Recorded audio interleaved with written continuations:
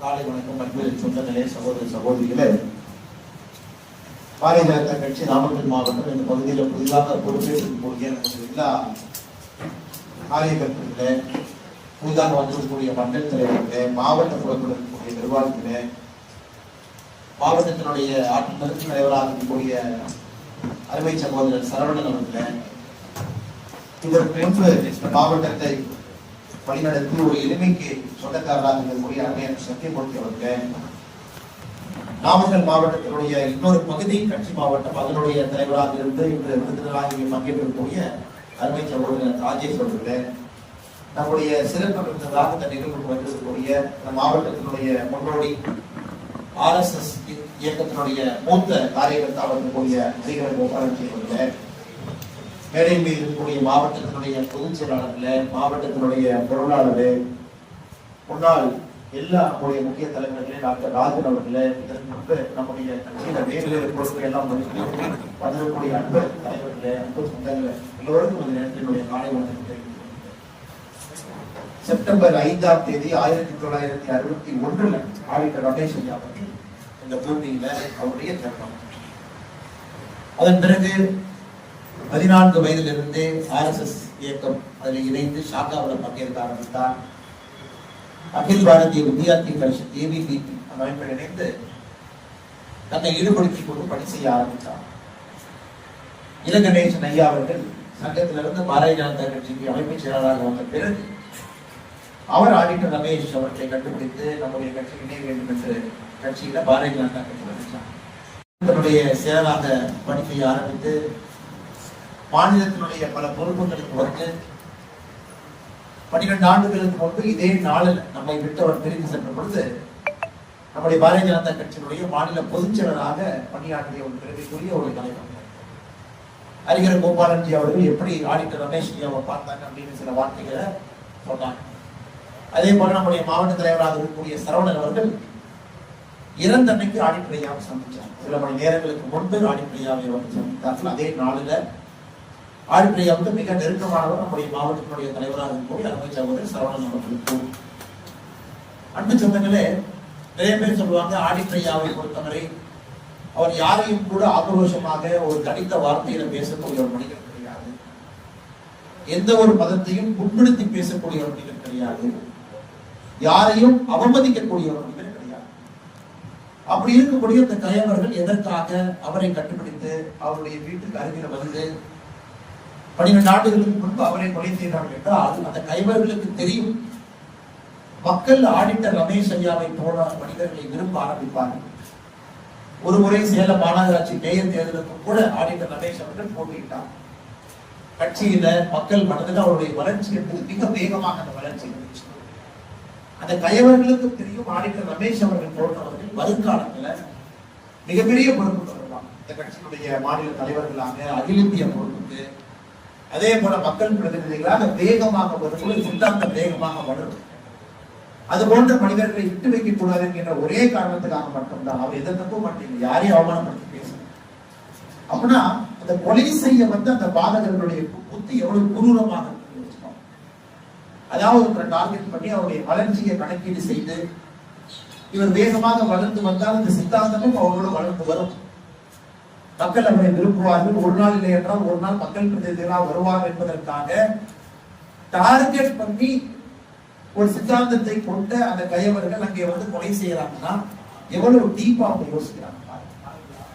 அது மட்டும் இல்லாமல் அதற்கு பிறகு ஆடிட்டர் ரமேஷ் அவர்களுடைய கொலையாளிகளை பொறுத்தவரை அப்பிறந்த ஆட்சியாளர்கள் செய்த மிகப்பெரிய துரோகம்.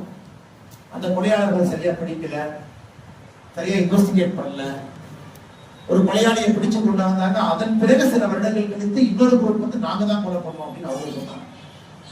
அதெல்லாம் ஒரு 2-3 ஆண்டுகளுக்கு முன்பு சரி செய்து நம்முடைய உள்துறை அமைச்சர் அமித்ஷா அவர்கள் பேசி கட்சியால் என்னெல்லாம் அந்த குடும்பத்திற்கும் அவருக்கும் செய்ய முடியுமோ சில விஷயங்கள் எல்லாம் செய்து இன்னைக்கு கோர்ட்ல வந்து ட்ரையல் நடக்க ஆரம்பித்திருக்கிறது.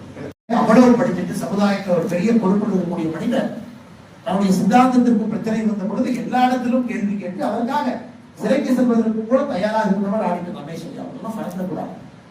அதனால் இந்த நிகழ்வில் இருக்கக்கூடிய மாவட்டத்தினுடைய எல்லா பொறுப்பாளர்களும் போல அன்பான வேண்டுகோள், நிச்சயமாக ஒரு நாள் பாரதிய ஜனதா கட்சி ஆட்சி அதிகாரத்திற்கு வரும் பொழுது நமக்கு வாய்ப்பு கிடைக்கும். அதுவரை கொடுமையாக இருக்க வேண்டிய கட்டாயமும் ஒரு காலத்தினுடைய அவசியம் நமக்கு. அந்த சித்தாந்தத்தை நீங்க எங்கி விடாம அது உங்களுக்குள்ளே வச்சுக்கிட்டு நாம் நல்ல மனிதர்களாக, தனிப்பட்ட முறையில் நாம் நல்ல மனிதர்களாக இருக்கணும். நம்முடைய வழக்க வழக்கம் தனிப்பட்ட வாழ்க்கை சிறப்பாக இருந்தால் மட்டும்தான் அரசியல்ல ஒரு பொறுப்பெடுத்து நாம் செயல்படுத்தும் பொழுது அது இன்னும் சிறப்பாக இருக்கும். அதை நாம் எல்லாம் புரிஞ்சுக்கிறோம். தொழில் பண்றோம், தொழில் ஒரு நேர்மை, பேசுகின்றோம், பேசுவதிலே ஒரு இனிமை, 4 பேர்த்திட்ட பழகிறோம், பழகிறதுல ஒரு தன்மை. இதையெல்லாம் அடிப்படையில இது போன்ற நிகழ்வுக்கு வரும்போது ஆடிட்டர் ரமேஷ் ஐயா இருந்தாங்க, நானும் இருக்கணும். அவர் இதெல்லாம் கற்றுக் கொடுத்துட்டு போனாங்க. அதுல இருந்து நல்ல விஷயங்கள் நான் எடுக்கிறேன். அப்படியெல்லாம் நாம் வாழும் பொழுது மட்டும்தான் இந்த மனிதனுக்கு உண்மையான அஞ்சலி செலுத்திட்டு அர்த்தம்.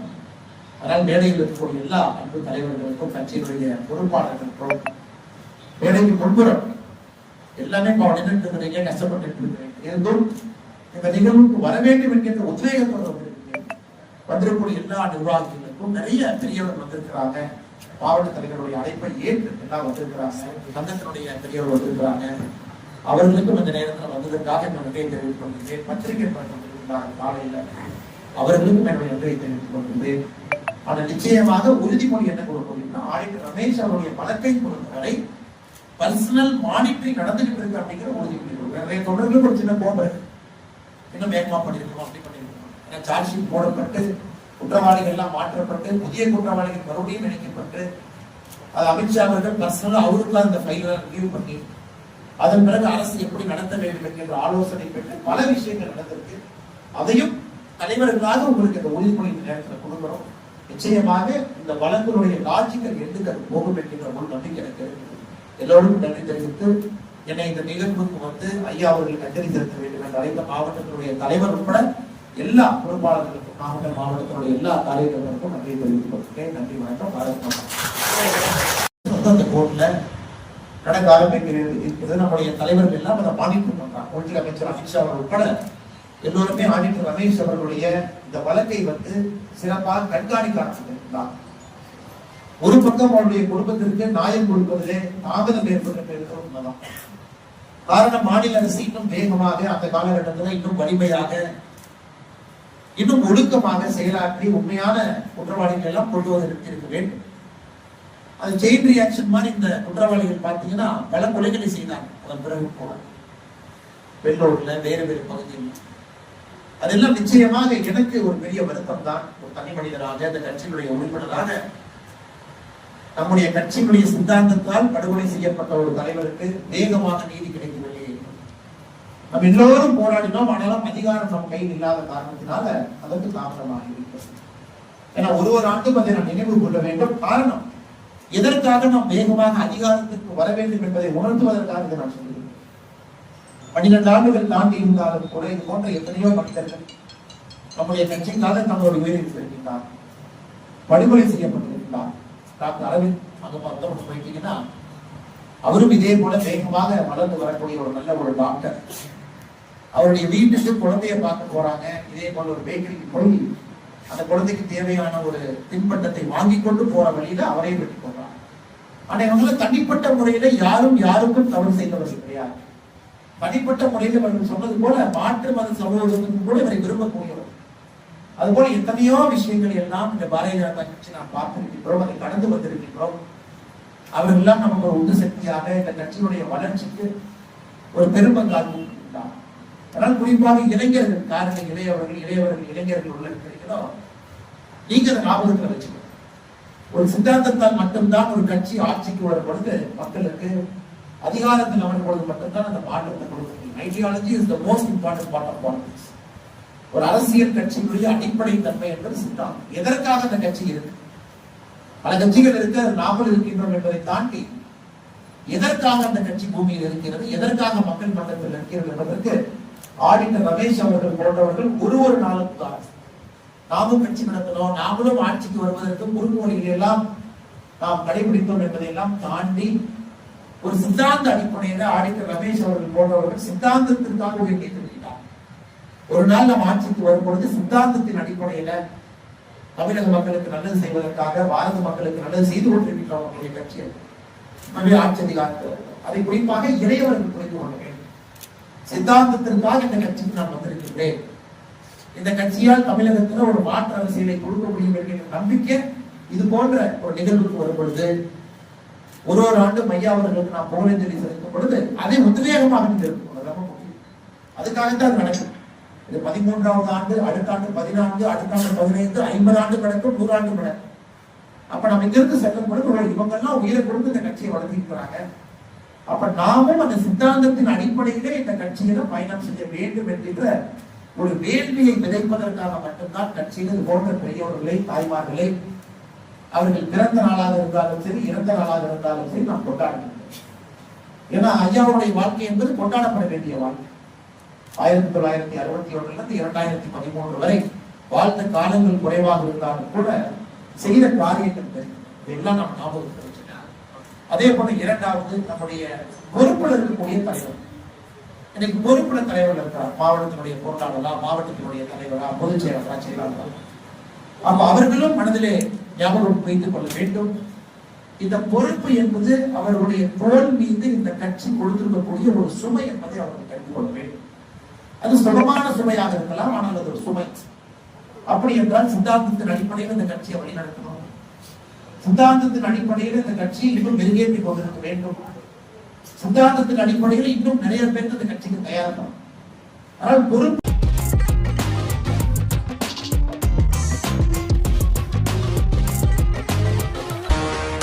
தப்பாதுடா, சிங்க இது சிக்காதுடா, சுத்து போட்டு நிக்காதடா, சூற விட்டா தாங்காதுடா, சிவண்டா சிவண்டா சிவண்டா, எதுக்க எவண்டா எவண்டா எவண்டா.